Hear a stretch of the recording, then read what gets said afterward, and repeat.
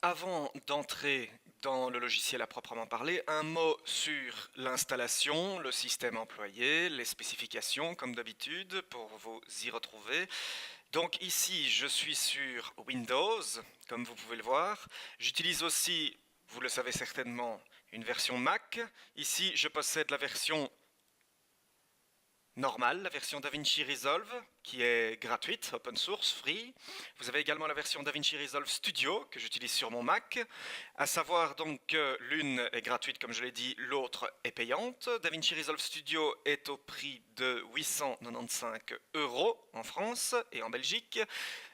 Il est peut-être intéressant de vous expliquer les différences. Alors je vous le dis tout de suite, DaVinci Resolve de base, qui n'est pas Studio, est déjà très complet, très puissant et suffit pour la grosse majorité de nos étalonnages et vous pouvez suivre toute ma formation avec uniquement la version Resolve. Donc quelles sont vraiment exactement les différences entre cette version Studio et cette version Resolve? Je vous ai mis dans la description un lien. Ici, vous avez là sur la page du site Blackmagic les différences entre les versions. Comme vous voyez ici, vous avez trois versions, enfin vous avez trois catégories comparées. En fait, c'est DaVinci Resolve classique, DaVinci Resolve Studio et Studio accompagné de la DaVinci Control Surface. La Control Surface, c'est la surface de contrôle d'étalonnage qui est développée par Blackmagic et qui va avec le Resolve, qui permet d'utiliser en fait les différentes fonctionnalités. Donc avec ceci, voilà, hein, ceci, ce que vous avez ici.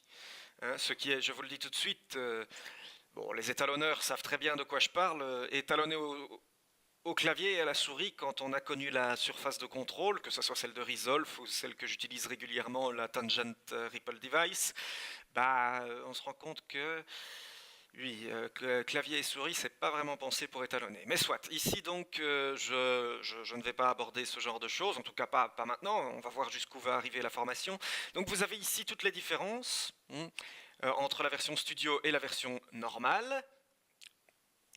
Donc vous voyez, la liste est assez longue. Hein. Je vous invite à aller vous-même la consulter. Comme je vous ai dit, les options manquantes dans le DaVinci Resolve classique, qui ne sont pas payantes, ne sont pas vraiment fortes. Elles sont surtout, d'où le nom de la version payante, utilisée par les studios professionnels. Notamment ici, vous voyez le Collaborative Teamwork, ce qui veut dire le travail collaboratif. Autrement dit, lorsque vous utilisez des serveurs en réseau, de MAM, de PAM, hein, et qui vous permettent donc de travailler sur un projet à plusieurs monteurs, hein, etc. Hein, donc, Studio est vraiment pensé pour les grandes entreprises. Je dirais qu'il y a deux points qui ne sont pas vraiment pratiques avec le Resolve classique et qui viennent à manquer, c'est pour les sorties 4K. Alors je ne sais pas où c'est indiqué, mais vous verrez que c'est indiqué ici. En fait, vous pouvez monter étalonner en 4K sous DaVinci Resolve classique, mais vous ne pouvez pas sortir. À savoir donc quand vous avez fait votre montage, vous ne pouvez pas appliquer des sorties 4K, des exports. Ça, c'est plutôt embêtant, sachant qu'aujourd'hui, la 4K commence méchamment à se démocratiser. Hein. Vous savez même que la plupart des smartphones haut de gamme, aujourd'hui, comme les Samsung et autres, ils capturent tous en 4K. Hein, donc voilà. Alors ici, justement, j'arrive aussi à la deuxième chose que je trouve assez embêtante sur le DaVinci Resolve normal.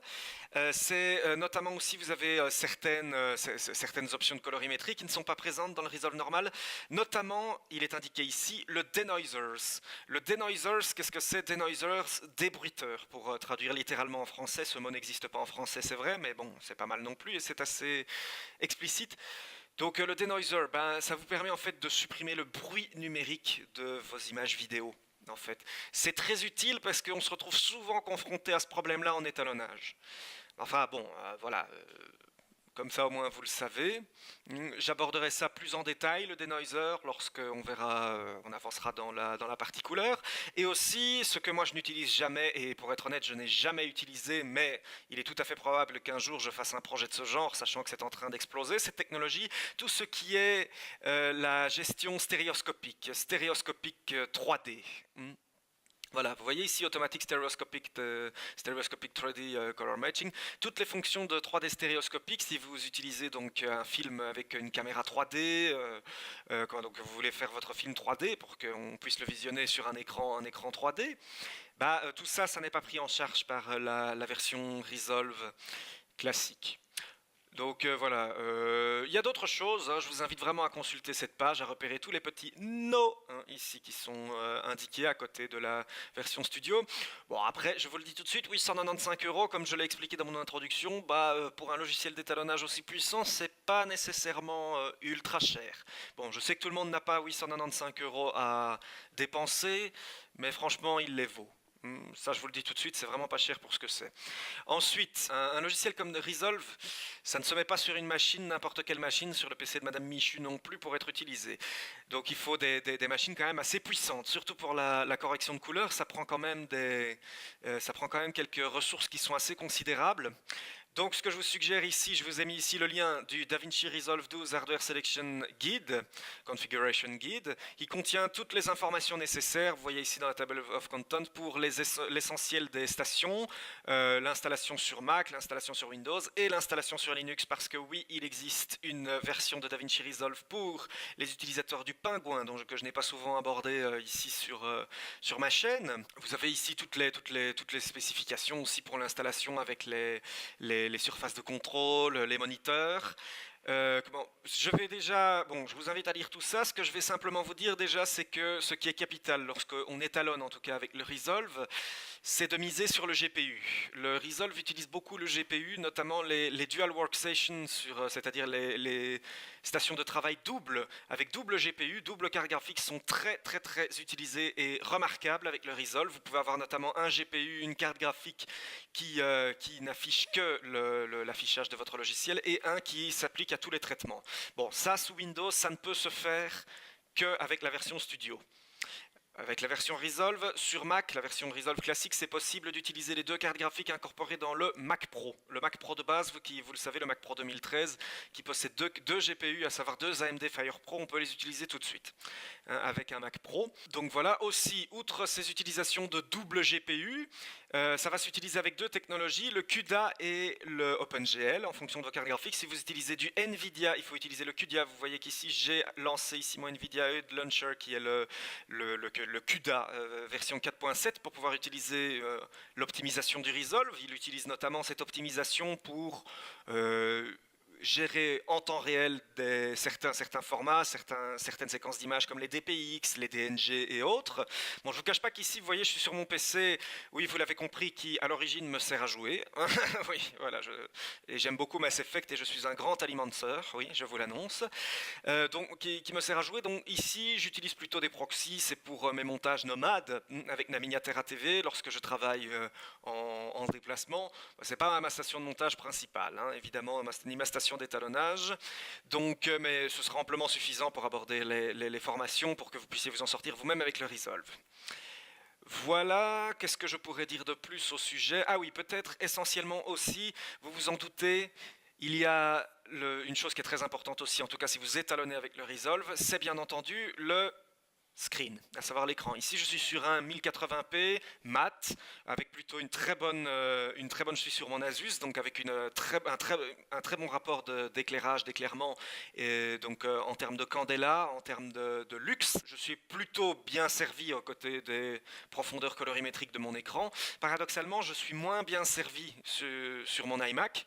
J'aborderai ça plus tard. Si vous n'utilisez pas de monitoring, je vais vous expliquer ce que c'est que le monitoring avec Resolve. Il est donc capital de se munir d'un moniteur qui est vraiment bien calibré, surtout pour vos sorties, à savoir si vous devez publier votre film étalonné sur des sorties telles que cinéma, telles que autres. Vous avez d'ailleurs ici également sur le DaVinci Resolve les media storage, sizing your system, tout ce qui touche au monitoring, aux écrans nécessaires.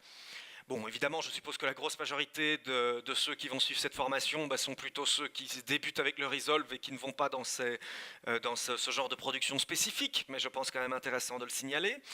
Voilà, et alors évidemment aussi à noter, si vous voulez un monitoring broadcast, ça ne se fait pas sur la version Resolve, il faut obligatoirement la version Studio. Voilà, bon, ça conclut plus ou moins. Pour l'installation, c'est très simple. Vous allez sur le site de Blackmagic, vous choisissez votre système, macOS 10, Windows. À noter qu'ici, il n'est pas la version Studio. Ici, vous avez la possibilité de le télécharger sous Linux.